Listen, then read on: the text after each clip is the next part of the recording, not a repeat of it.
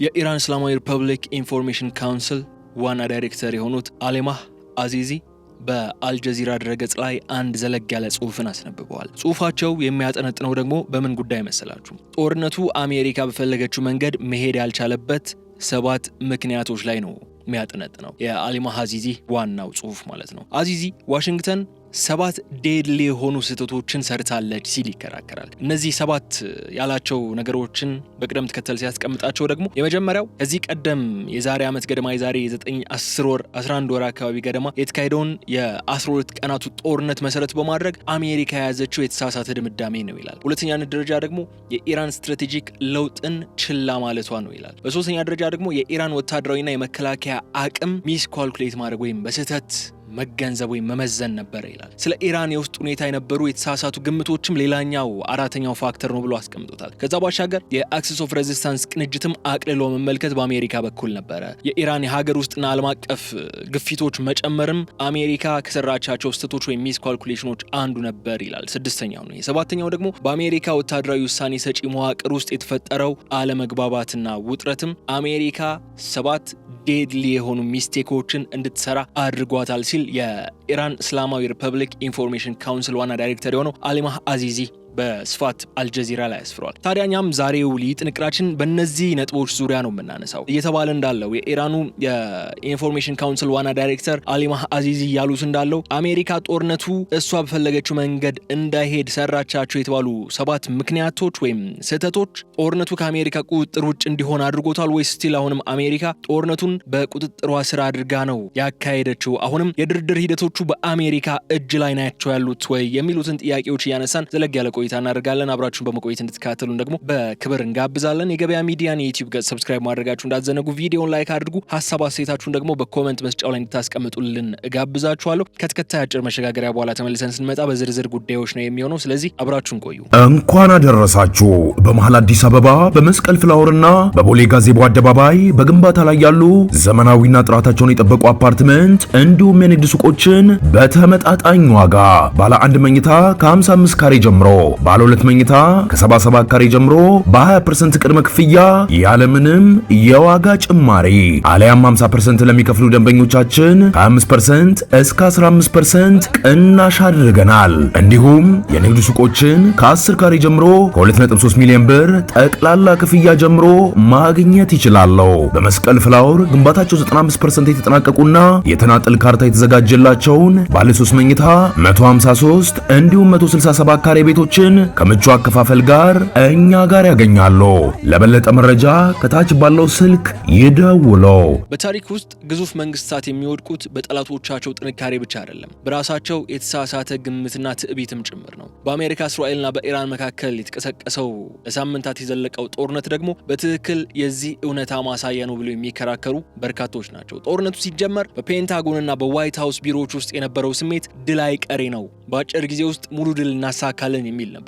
አሜሪካ እጅግ ዘመናዊ የተባሉት አውሮፕላኖቿን፣ በሳተላይት የሚመሩ ሚሳኤሎቿን እንዲሁም በቴክኖሎጂ የላቀውን የባህር ኃይሏን ስታሰማራ የኢራን መንግስት በጥቂት ሳምንታት ውስጥ ይፈረካከሳል። የቴህራንንም አገዛዝ ላለፉት 10 ዓመታት ላሳየው እምቢተኝነት ዋጋውን ያገኛል የሚል ጽኑ እምነት ነበረ። ነገር ግን ዛሬ ላይ ሆነን ፍርስራሹን ስንመለከት ያ በወረቀት ላይ የሰፈረው ፍጹም ድል መሬት ላይ ካለው እውነታ ጋር የሚጣጣም አይደለም። የኢራን እስላማዊ ሪፐብሊክ መንግስት የመረጃ ምክር ቤት ዋና ዳይሬክተር የሆኑት አሊማህ አዚዚም ይህንን ያጠናክሩልኛል የሚሏቸውን ቀደም ብዬ የነገርኳችሁን 7 ነጥቦችን አስቀምጠዋል። ይህ ጦርነት አሜሪካ እንዳቀደችው አልሄደም ሲባል በውጊያ ሜዳ ላይ ስለደረሰው ኪሳራ ብቻ አይደለም እየተወራ ያለው። ይልቁንም ዋሽንግተን የገጠማት የስነ ልቦና የስትራቴጂና የቴክኖሎጂ ውድቀት ነው እየተነሳ ያለው። የአሜሪካ የጦር መሪዎች የኢራንን የመከላከል አቅም ሲገምቱ ትልቁ ስህተታቸው ኢራንን እንደ አንድ የተለመደ መደበኛ ጦርነት እንደምትገጥም ሀገር መመልከታቸው ነበር ይላል። ኢራን ላለፉት 40 ዓመታት ስትዘጋጅ የነበረው ግን እንዲህ አይነቱ ቀን ነው። አሜሪካ ሾክ ኤንድ አው የተሰኘውን ስልቷን ስትዘረጋ ኢራን ደግሞ ዋር ኦፍ አትሪሽን ስልቷን ዘርግታ ነበር ጦርነቱን የተቀላቀለችው። የአሜሪካ እቅድ መጀመሪያ ላይ በ3 ዋና ምሰሶዎች ላይ የቆመ ነበር የነበረው። የመጀመሪያው በከፍተኛ የአየር ጥቃት የኢራን ወታደራዊ መሰረተ ልማት ማውደም ነው። ሁለተኛው ደግሞ በኢኮኖሚ ማዕቀብ የዛለው የኢራን ህዝብ በመንግስቱ ላይ እንዲነሳ ማበረታታት ነው። ሶስተኛው ደግሞ የኢራን ቀጠናዊ አጋሮች ወይም ፕሮክሲዎች በፍጥነት ነጥሎ በመምታት ድልን መቀዳጀት ነበር። ሆኖም ግን ጦርነቱ እንደተጀመረ እነዚህ 3ቱም ዋና ምሰሶዎች ተራ በተራ ሲናዱ ነው የታዩት። የኢራን ሚሳኤሎች የአሜሪካን የአየር መከላከያ መከላከያ ሰብረው ሲገቡ የኢራን ህዝብ ከመንግስቱ ጎን በብሔርተኝነት ስሜት ሲቆም እንዲሁም ደግሞ በመላው መካከለኛው ምስራቅ የሚገኙ የኢራን ወዳጆች የአሜሪካን የጦር ሰፈሮች ኢላማ ማድረግ ሲጀምሩ ዋሽንግተን የገባችበት አረንቋ ጥልቅ መሆኑ የሚያሳይ ነበር። ይህ የሚያሳየን ትልቅ እውነታ ደግሞ መስላችሁ ወታደራዊ የበላይነት ብቻውን ጦርነትን እንደማያሸንፍ አሜሪካ በቢሊዮን የሚቆጠር ዶላር ያፈሰሰችበት የጦር ማሽኖች በኢራን ብልሃትና ባልተጠበቀ ጥቃት ፊት ሲንገታገቱ ማየት ደግሞ ለበርካቶች አስደንጋጭ ትዕይንት ነበር። ዛሬ ዳሰስን ያለነውም ይሄው ነው። አሜሪካ እንዴት ነው በገዛ ዕቅዷ ወጥመድ ውስጥ ልትወድቅ የቻለችው? ለምንስ የዓለም ልዕለ ኃያልነቷ በዚህ ጦርነት ምክንያት የሚጠይቁ ሰዎች ሊበራከቱ ቻሉ? ለምንድነው ጥያቄ ውስጥ የገባው የሚሉትን ጉዳዮች ነው በስፋት የምንመለከተው። በዋሽንግተን የስትራቴጂክ ክፍሎች ውስጥ አንድ ትልቅ ስሌት ነበር። እሱም መስላችሁ ኢራን በውስጥ ተከፋፍላለች የሚለውን ነው። የአሜሪካ የደህንነት ተንታኞች ለዓመታት ሲቀነቀን የነበረውን የኢኮኖሚ ማዕቀብና የውስጥ የፖለቲካ ውጥረት እንደ ትልቅ መሳሪያ ተመልክተውት ነበር። የመጀመሪያው ቦምብ ኢራን ምድር ላይ ሲጣል ደግሞ ህዝብ አገዛዙን ጥሎ አደባባይ ይወጣል፣ የአሜሪካ ጦርም እንደ ነፃ አውጪውን ይቀበለዋል የሚለው የዋሽንግተን የቆየ ምኞትና ህልም መሰል ትዕይንት ይዘው ነበር ወደ ጦርነቱ የገቡት። ነገር ግን ታሪክ ሁሉ ጊዜም እንደምናስበው ቀጥተኛና እኛ በምንፈልገው መንገድ ብቻ አይደለም የሚጓዘው። ጦርነቱ እንደተጀመረ የታየው ክስተት ለአሜሪካ ዕቅድ አውጪዎች ቅዠት ነበር የነበረው። በፖለቲካው ረገድ እጅግ የተራቀቁትና መንግስታቸውን ሲተቹ የነበሩት የቴህራንና የኢስፋሃን ነዋሪዎች የውጭ ወረራውን ተከትለው በአንድ ሌሊት ነበር ወደ አንድነት የመጡት። አሜሪካ የኢራንን ናሽናሊዝም በሚገባ አልተረዳችውም ነበር የሚለው ሐሳብ የሚነሳውም ከዚህ ነው። ለኢራናውያን ይህ ጦርነት የመንግስት ህልውና ጉዳይ ብቻ አይደለም፣ የሺህ ዓመታት ታሪክ ያላት የፋርስ ምድር የክብር ጉዳይ ሆኖ ነው የተወሰደው። የውጭ ጠላት መምጣት በውስጥ የነበረውን ቅሬታ ቀዝቅዞ ህዝቡን ከሀገሬ ወራሪ ጋር አልተባበርም በሚል መርህ በመንግስቱ ዙሪያ እንዲሰለፍ አድርጎታል ተብሎ ይታመናል። ይህ ለአሜሪካ ትልቅ ስትራቴጂካዊ ውድቀት ነው ይዞ የመጣው። ምክንያቱ ደግሞ ጦርነቱ በህዝብ አመጽ ይታገዛል ተብሎ ቢታሰብም የሆነው ግን ህዝባዊ መከላከያ ጋሻ መሆኑን ነው ለአይአርጂ ሲያሳየን። ሌላኛው አሊ ማሃዚዚ የሚያነሱት ትልቁ ስህተት ደግሞ አሜሪካ የኢራንን ሚዛናዊ ያልሆነ የጦርነት ስልት አሲሜትሪክ ዋርፌር የገመተችበት መንገድ ነው። ፔንታጎን በሜዳው ላይ የሚታየውን የጦር መሳሪያ ብዛት ብቻ ነበር የሚቆጣጠረው። እኛ በሺዎች የሚቆጠሩ ታንኮች አሉን፣ እነሱ ግን ያረጁ መሳሪያዎች ናቸው ያሏቸው የሚለው ንጽጽር በወረቀት ላይ ስናየው አሳማኝ ሆኖ ልናገኘው እንችል ይሆናል። ሳቢ ነው ወረቀት ላይ ሲታይ። ሆኖም ኢራን የገጠመችው በመደበኛ ጦርነት አልነበረም፣ በማይጨበጥና በማይታይ ስልት ነው። አሜሪካ የኢራንን ግዙፍ የተወሳሰቡ ዋሻዎች፣ ከመሬት በታች የተገነቡ የሚሳኤል ከተሞችና የባህር ዳርቻ መከላከያዎችን አቅልላ ተመልክታለች ብለው ይከራከራሉ አሊ ማሃዚዚ። የኢራን ስትራቴጂ መመከት ብቻ ሳይሆን ማድማትንም ይጨምራል። ነት ጀስት ዲፌንስ በት ብሊዲንግ ዘ ኤነሚ በሚል የተቀረጸ ነበር። አሜሪካ የኢራንን የአየር ኃይልና የባህር ኃይል በቀናት ውስጥ ደመሰስኩ ባለችበት ቅጽበት ኢራን በአነስተኛና ፈጣን ጀልባዎቿ እንዲሁም በማይጠለፉ የድሮን ጥቃቶቿ የአሜሪካን ግዙፍ ወታደራዊ ጦር ሰፈሮችና የእስራኤልን ሰማይ ስታጨናንቅ ተስተውላለች። ይህ ደግሞ ለአሜሪካ ጦር አዲስና ግራ የሚያጋባ ክስተት ሆኖ ነበር ያለፈው። ቴክኖሎጂውና የሰው ኃይሉ ቢኖርም ጠላት የት እንዳለና ቀጥሎ የት እንደሚመታ አለማወቅ ግን የዋሽንግተንን ስትራቴጂካዊ የበላይነት ወደ ተከላካይነት እንዲቀየር አደረገው። በዚህ የምንረዳው ትልቁ ነጥብ ደግሞ መስላቸው አሜሪካ ለጦርነቱ የነበራት ቅድመ ግምት ሙሉ በሙሉ ከእውነት የራቀ እንደነበረ ነው። የኢራን ማህበራዊ ስነልቦና አለመረዳቷና ጠላቷን በድሮ መነጽር መመልከቷ ድሮ ዛሬ ለደረሰችበት መላሸቅ ዋናው ምክንያት ነው ይላሉ አሊ ማሃዚዚ። ጦርነቱ አሜሪካ እንዳሰበችው ፈጣን ድል ሳይሆን ረዥም ጊዜ በሚወስድና ዋጋ በሚያስከፍል የግጭት አዙሪት ውስጥ እንድትገባም አስገድዷት አልፏል። ለአስርተ ዓመታት የዓለም ወታደራዊ አስተሳሰብ በአንድ እምነት ላይ ነበር ተገንብቶ የነበረው። እሱም ቴክኖሎጂ የበላይነት ያለው ወታደራዊ የበላይነት ያለው ያሸንፋል በሚለው። አሜሪካ ወደዚህ ጦርነት ስትገባ በነበሯት ትልቁ መጮቻ ካርዶች ደግሞ እነዚህ በቴክኖሎጂና በወታደራዊ አቅም የላቁ መሳሪያዎች ነበሩ። አሜሪካ ወደ ጦርነቱ ስትገባ በራዳር የማይታዩ F-35ን የመሳሰሉ ተዋጊ ጀቶች፣ ግዙፍ የአይሮፕላን ተሸካሚ መርከቦችና በዓለም ዙሪያ የሚገኙ የተራቀቁ የሳተላይት መከታተያ መረቦችን ይዛ ነበር የገባችው። ዋሽንግተን ይህንን ጦርነት በቀላሉ እንደምታሸንፍ ተማምና ነበር ጦርነቱን የጀመረችው። ነገር ግን ይህ ሶስተኛው የጦርነት ምዕራፍ እንዳሳየን ከሆነ ቴክኖሎጂ ለሽንፈት መከላከያ ሊሆን እንደማይችለው፣ በተለይ ጠላትህ የቴክኖሎጂውን ድክመት ካጠናው ኢራን በዚህ ጦርነት ውስጥ ያሳየችው ድንቅ ብቃት ደግሞ አሜሪካን ብቻ ሳይሆን መላው ዓለምን ያስደነገጠ ነበር። የቴክኖሎጂ ድክመቷን አጥንታ እሱን ካውንተር ለማድረግ ነው ኢራን የተንቀሳቀሰችው። ይህ ደግሞ አስገራሚ ክስተት ነበር። ዋሽንግተን የኢራን ሚሳኤሎች ጥራት የሌላቸውና በቀላሉ የሚጠለፉ እንደሆኑ ነው ለዓመታት ስትሰብክ የቆየችው። ሆኖም ግን ጦርነቱ እንደተጀመረ የኢራን ባሊስቲክና የክሩዝ ሚሳኤሎች የአሜሪካን ፓትሪዮትና ታድ የመሳሰሉ የአየር መከላከያ ስርዓቶችን እያለፉ ኢላማቸውን በከፍተኛ ትክክለኛነት መምታት ጀመሩ። ይህ ለአሜሪካ ወታደራዊ አመራሮች ትልቅ መርዶ ነበር ይዞ የመጣው። ኢራን ያሳየችው ሚሳኤሎቿን በብዛት ብቻ ሳይሆን እጅግ በረቀቀ ጋይዳንስ ሲስተም በማስታጠቅ ረገድ ያሳየችው እድገት የአሜሪካን የቴክኖሎጂ በላይነት በአንድ ጀንበር ዋጋ እንዲያጣ ወይም ዋጋው እንዲቀንስ አድርጎት አልፏል። ከሚሳኤሎቹ በላይ ግን ጦርነቱን የቀየረው የኢራን የድሮን ወይም የሰው አልባ አውሮፕላኖች ስትራቴጂ ነው። ኢራን የመንጋ ጥቃት ወይም ስወርም ኢንተለጀንስ የሚባለውን ስልት በብቃት ተጠቅማበታለች በዚህ ጦርነት ላይ። አሜሪካ በአንድ ሚሳኤል ጥቃት አንድን ድሮን ለመምታት በሚሊዮን የሚቆጠር ዶላር ስታወጣ፣ ኢራን ግን በመቶዎች የሚቆጠሩ ርካሽና ገዳይ ድሮኖችን በአንድ ጊዜ በማሰማራት የአሜሪካን መከላከያ አቅም እንዲዝል አድርጋለች። እነዚህ ድሮኖች ዝቅ ብለው በመብረር ራዳርን የማምለጥ ብቃት ያላቸውና የአሜሪካን የጦር መርከቦችና የአየር ኃይል ካምፖች ሰላም የሚነሱ ነበሩ። በቢሊዮን ዶላር የተገነባው የአሜሪካ የጦር አቅም ጥቂት ሺህ ዶላር በሚያወጡ የኢራን ድሮኖች ሲናጋ ማየት የወታደራዊ ሳይንስን መጽሐፍት በአዲስ መልክ እንዲጻፉ የሚያስገድድ ክስተት ሆኖ ነው ያለፈው።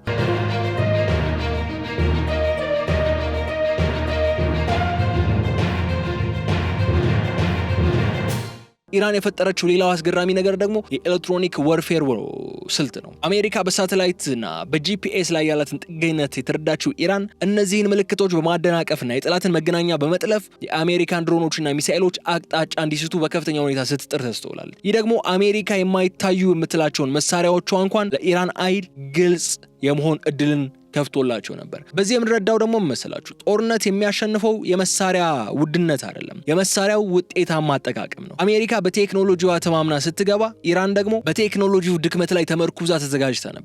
አሜሪካ ወደዚህ ጦርነት ስትገባ የነበራት ስልታዊ ግምት ግጭቱን በኢራን ምድር ላይ ብቻ ተወስኖ ማጠናቀቅ ነበር። ይህ ደግሞ ሌላኛው ሚስ ካልኩሌሽን ነው። ዋሽንግተን ኢራንን ከመታን የቀሩት አጋሮቿ ተበታትነው ይጠፋሉ የሚል ቅድመ ግምት ነበራት። ነገር ግን ጦርነቱ እንደተጀመረ የታየው እውነታ ለአሜሪካ ዕቅድ አውጪዎችም ትልቅ አስደንጋጭ ክስተት ሆኖ ነው ያለፈው። ኢራን ላለፉት 10 ዓመታት የገነባችው አክሰስ ኦፍ ሬዚስታንስ የሚባለው ጥምረት ልክ እንደ አንድ አካል በተቀናጀ ሁኔታ ነው ምላሽ ለመስጠት የሞከረው። ይህ ደግሞ አሜሪካን በአንድ ግንባር ብቻ ሳይሆን በ5 እና በ6 ግንባሮች በአንድ ጊዜ እንድትዋጋ አስገድዷታል። እዚህ ጥምረት ላይ ቀስ ብሎ ወይም ቆየት ብሎ ጥቃቶቹና እርምጃዎቹን የተቀላቀለው ሜቢ የየመን አንሳሩላህ ሀውቲ ነው። ሌሎቹ ግን በተቻለ አቅም ሂዝቦላ እኮ ወደ ቀጥተኛ ጦርነት ነው የገባው። የሚያሳየው መስላችሁ የአሜሪካን ትልቁ የጂኦፖለቲካዊ ስሌት ስህተት እንደነበር ነው። ጦርነቱ በቴህራን ላይ እንደተጀመረ ሁሉ ከሊባኖስ እስከ የመን፣ ከኢራቅ እስከ ሶሪያ ያሉ የኢራን ወዳጅ ኃይሎች በሙሉ እንቅስቃሴ ውስጥ ይገባሉ ተብሎ አልተጠበቀም።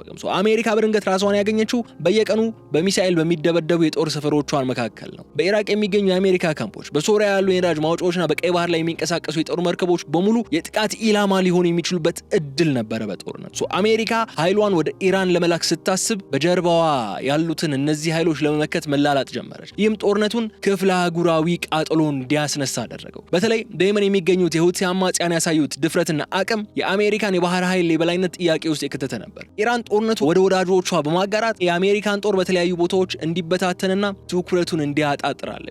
ይህ አሲሜትሪክ ፕሮክሲ ዋር ደግሞ ወይም በወኪል ኃይሎች የሚደረግ ሚዛናዊ ያልሆነው ጦርነት አሜሪካን በገንዘብም ሆነ በሰው ኃይል ክፉኛ የሚያደማ ወጥመድ ሆኖ ያለፈው። አሜሪካ የገጠማት ሌላው ፈተና ደግሞ ዲፕሎማሲያዊ ፈተና ነው። የቀጠናው ሀገራት በተለይም የአሜሪካ ቅርብ ወዳጅ የሚባሉት ሳይቀሩ የኢራን አጸፋዊ እርምጃ በመፍራት የአሜሪካን ጦር አየር ክልላቸው እንዳይጠቀም ለመከልከል ሲጣጣሩ ታይቷል። ይህም አሜሪካ በቀጠናው ያላትን የጦር ቤዝ የመጠቀም መብቷን ሙሉ በሙሉ እንኳን ባይባል በተወሰነ መልኩ ግን እንዲገደብ አድርጎ አልፏል። ኢራን የገነባችው ይህ ስውርና ይፋዊ የመረብ ትስስር ደግሞ አሜሪካን ልክ እንደ ሸረሪት ድር አስሮ የያዛት ነበር። ከዚህ የምንረዳው ደግሞ መሰላችሁ ዘመናዊ ጦርነት በአንድ ሀገር ድንበር ላይ ተወስኖ እንደማይቀር ነው። አሜሪካ የኢራንን የቀጠናዊ ተጽዕኖ አቅም አሳንሳ መመልከቷ ዛሬ መውጫ በሌለው ከየአቅጣጫው በሚሰነዘር የእሳት ቀለበት ውስጥ የምትገባበትን በር ነው የከፈተ። ይህ ደግሞ ወታደራዊ ድቀት ብቻ ሳይሆን የዓለምን የኢኮኖሚ ደም ስር የቆረጠም ታሪካዊ ክስተት ሆኖ የተመዘገበው። አሜሪካ ወደዚህ ጦርነት ስትገባ ካሰላቻቸው ትልቅ ድሎች አንዱ ኢራንን ኢኮኖሚ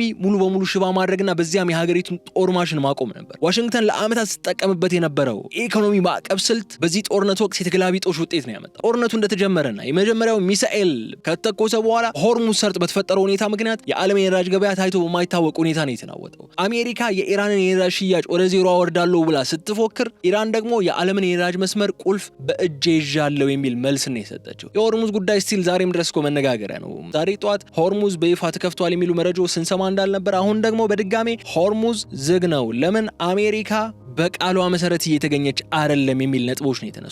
ይህ የሚያሳየው የኢኮኖሚ ጦርነት እንዴት ባለ ሁለት ሰይፍ ሊሆን እንደሚችል ነው። የሆርሙዝ ሰርጥን መዝጋት በሳውዲ አረቢያ እንዲሁም በተባበሩት አረብ ኤምሬትስ የነዳጅ መሰረተ ልማቶች ላይ የሚሰነዘሩ ሌሎች ጥቃቶች የነዳጅ ዋጋ በአንድ ጀንበር ሰማይ እንዲነካ አድርገውታል። ይህ ደግሞ በኢራን ላይ ብቻ ሳይሆን በቀጥታ በአሜሪካና በአውሮፓ ኢንዱስትሪ ማዕከላት ላይም ከፍተኛ ጉዳት አድርሷል። በምዕራባውያን ሀገራት ውስጥ ያለው የኑሮ ውድነትና የዋጋ ግሽበት ከቁጥጥር ውጭ መውጣቱ በዋሽንግተን ጎዳናዎች ላይ ተቃውሞ እንዲቀሰቀስ እድልን ከፍቷል። አሜሪካ ጠላቷን በረሃብ ልታንበረክክ ስታስብ የዓለም ሕዝብ የኢኮኖሚ ድቀቱ ሰለባ መሆኑ ስትራቴጂካዊ ውድቀትን አጉልቷል። ከዚህም በላይ ይህ ጦርነት የፔትሮ ዶላር የበላይነትም እንዲዳከም ትልቅ በር የከፈተ እድል ነበር። አሜሪካ የዶላርን የገንዘብ ዝውውር ስርዓት ወይም ስዊፍትን እንደ ፖለቲካዊ መሳሪያ ስትጠቀምበት ከርማለች። ኢራን ከሩሲያ ከቻይና ጋር በመተባበር አማራጭ የገንዘብ ዝውውር መንገዶችን ለመቅረጽ በጦርነቱ ጊዜ ውስጥም ተንቀሳቅሳለች። ይህ ደግሞ በዓለም አቀፍ ንግድ ውስጥ የዶላርን አስፈላጊነት ጥያቄ ውስጥ የከተተ ነበር። ብዙ ሀገራት የአሜሪካን የኢኮኖሚ የበላይነት በመፍራት የራሳቸውን የንግድ ስርዓት መዘርጋት መጀመራቸው ደግሞ ዋሽንግተን ለወደፊት ያላትን የዓለም አቀፍ ቁጥጥር እንዲዳከም አድርጓል። ሌላው ትኩረት የሚስበው ጉዳይ ደግሞ መሰላቸው አሜሪካ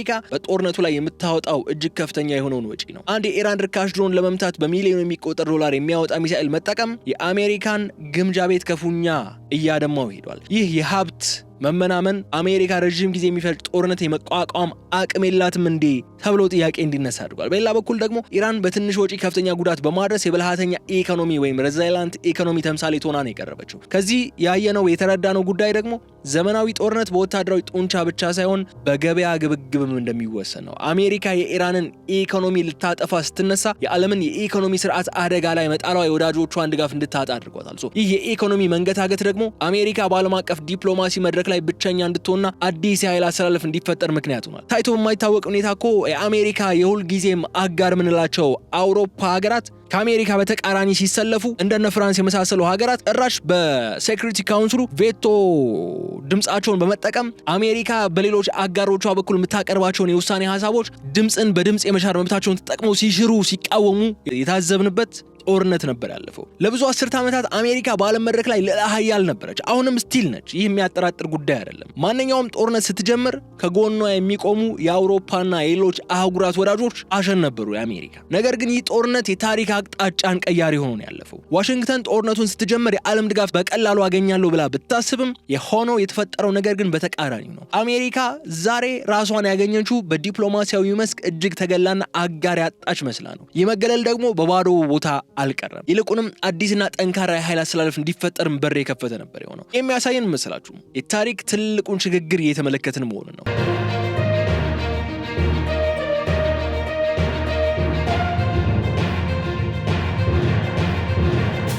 አሜሪካ በኢራን ላይ ጥቃት ስትሰነዝር ሩሲያና ቻይና ዝም ብለው አይደለም የተመለከቱት። ይልቁንም ኢራን እንደ ስትራቴጂካዊ ጋሻን በመጠቀም አሜሪካ በመካከለኛው ምስራቅ ረግረጋማ ውስጥ እንድትሰምጥ ነው የጣሩት። ቻይና የኢራንን ነዳጅ መግዛቷን በጦርነቱ ሂደት ውስጥም በመቀጠል ሩሲያ ደግሞ በቴክኖሎጂና በደህንነት መረጃዎች ኢራንን በመደገፍ አሜሪካ በኢራን ላይ የጀመረችው ጦርነትና የማግለል ፖሊሲ እንዲከሽፍ ከፍተኛ ሚናን ተጫውቷል። ይህም ጦርነቱ በአሜሪካና በኢራን መካከል ብቻ ሳይሆን በምዕራባውያንና በምስራቃውያን የኃይል ቡድኖች መካከል የሚደረግ የህልውና ትግል መልክ እንዲኖረውም አድርጎታል። የአውሮፓ ሀገራትም ቢሆኑ በዚህ ጦርነት ወቅት ከአሜሪካ ጋር ለመቆም ፍቃደኛ ሳይሆኑ ነው የቀሩት። ቀደም ብዬ እንዳነሳውላችሁ ነው የኤነርጂ ቀውስና የጦርነቱ መዘዝ ወደ አህጉራቸው እንደሚመጣ ተገንዝበዋል። ብዙዎቹ የአሜሪካ የኔቶ አጋሮች ራሳቸውን ከግጭቱ ሲያገሉ ነው የተስተዋሉት። ይህ የአሜሪካ ብቸኝነት ደግሞ ለዓለም ትልቅ መልእክትን ያስተላለፈው። አሜሪካ ካሁን በኋላ የዓለምን ፖሊሲ ብቻዋን መወሰን አትችልም የሚል መልእክትን ያስተላለፈው። ዋሽንግተን በዲፕሎማሲው መድረክ የነበራት የሞራል የበላይነትና የመሪነት ሚና በዚህ ጦርነት ምክንያት ከፉኛ መሸርሸሩን ተመልክተናል። በተቃራኒው ደግሞ ኢራን በዚህ ጦርነት ውስጥ የመቋቋም ተምሳሌት ሆና መቅረቧ በደቡባዊው የዓለም ክፍል ወይም ግሎባል ሳውዝ ላይ ለሚገኙ ሀገራት አዲስ ተስፋን የሰጠ ነበር። ብዙ ሀገራት የአሜሪካን ትዕዛዝ አለመቀበልና የራስን ጥቅም ማስከበር እንደሚቻልም ከኢራን እንዲማሩ እድል አግኝቷል። ይህ ደግሞ ዓለም ከነጠላ ኃይል ወይም ዩኒፖላር ወደ ብዙሃን ኃይል መልታይ ፖላር ስርዓት በይፋ መሸጋገሯን ያበሰረ ክስተት ነው ሊባል የሚችል ነው። አሜሪካ ጦርነቱን የጀመረችው ኢራንን ለማዳከም ነው። ቢቻል የኢራንን ስርዓት መዋቅራዊ የሆነ ለውጥ እንዲያመጣ ማድረግ ነው። ውጤቱ ግን አሜሪካ ዓለም አቀፋዊ ተጽዕኖዋ መዳከሙን የሚያሳይ ሆኖ ነው ያለፈው። ጦርነት በቦምብና በሚሳኤል ብቻ ሳይሆን በዲፕሎማሲያዊ ግንኙነቶችም ልታሸንፍ ወይም ልትሸነፍበት የምችልበት እድልን ይዞ ይመጣል። አሜሪካ በዓለም መድረክ ላይ የነበራትን ወዳጅነትና አመኔታ በማጣቷ ጦርነቱን ብቸኛውን ለመጋፈጥን የተጋደደችው። ይህ የዲፕሎማሲ ውድቀት ደግሞ ለወደፊቱ የዓለም ሰላምና ለአሜሪካ ቀጣይ ጣፈንታ ምን ትርጉም እንዳለው ጥያቄ እንድጠይቅ ያደርገናል። አሜሪካና እስራኤል በኢራን መካከል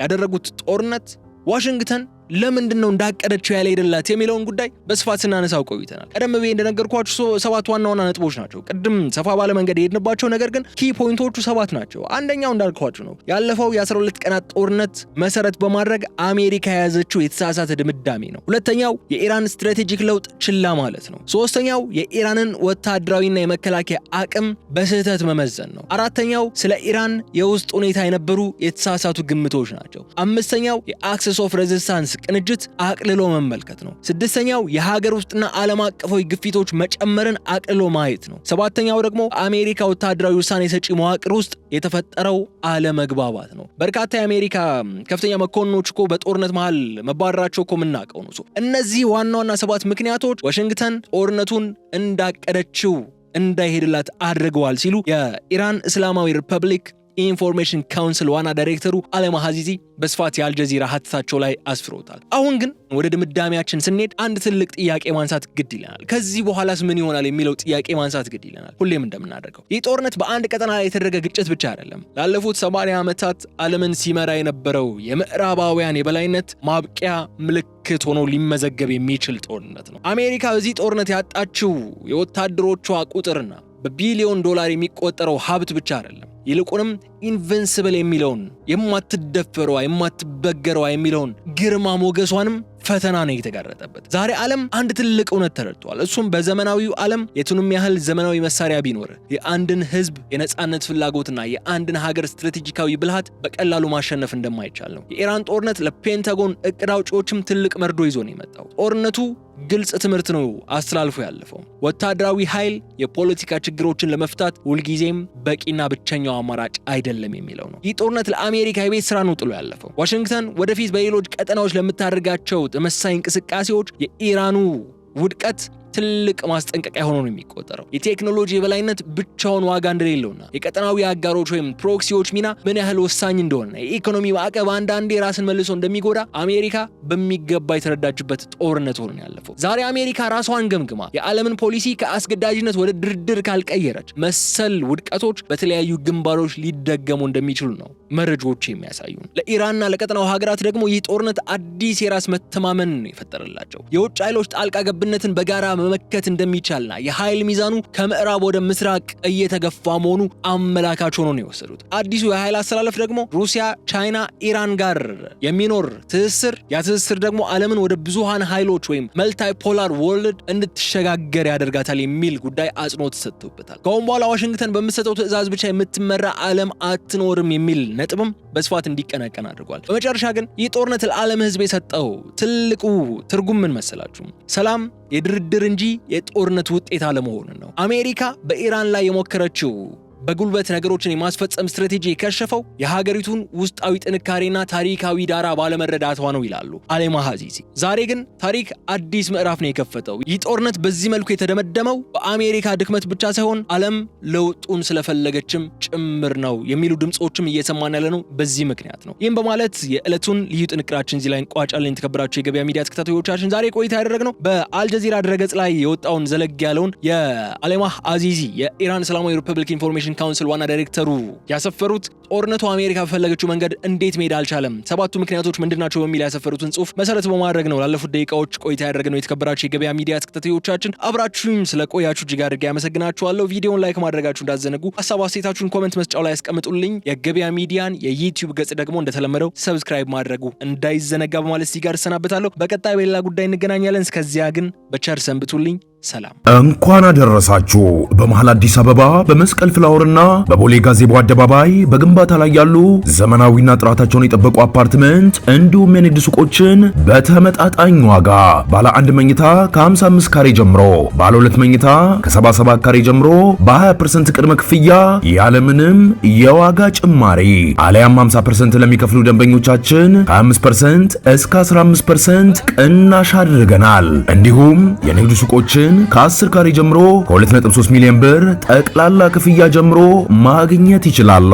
በመስቀል ፍላወር ግንባታቸው 95% የተጠናቀቁና የተናጠል ካርታ የተዘጋጀላቸውን ባለ 3 መኝታ 153 እንዲሁም 167 ካሬ ቤቶችን ከምቹ አከፋፈል ጋር እኛ ጋር ያገኛሉ። ለበለጠ መረጃ ከታች ባለው ስልክ ይደውሉ።